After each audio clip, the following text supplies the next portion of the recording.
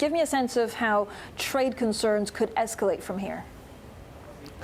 I think it's important to understand first and foremost where we are in terms of market pricing of trade concerns, and our numbers tell us that the market is somewhere between complacency and sort of halfway between complacency and peak fears of last year, so not priced for trade escalation at all.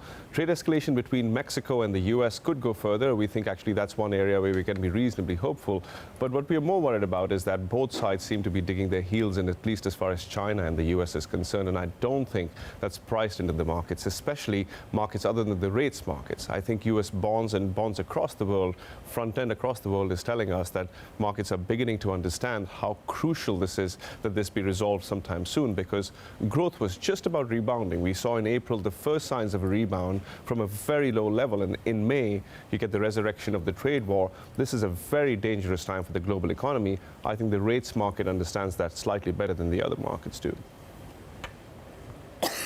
Yeah, and Bhanu, you put it very, simply and efficiently, which is basically there's different signals from rates and volatility. But essentially, why are the markets, not more worried?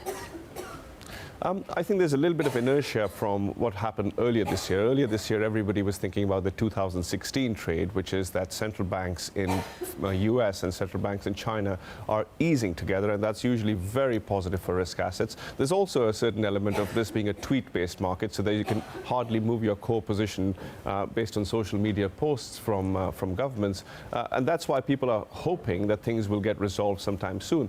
I think the risks are actually much higher in terms of growth. If things don't get resolved, you will see a significant downturn in the global economy, and that I don't think is being priced in. Again, every time the markets have tried to buy volatility, think France election, think Italy election, think US election, they've lost money. And I think that sort of Pavlovian response is now we're going to react after the event, not before the event. This time the risks may be for real, I'm afraid.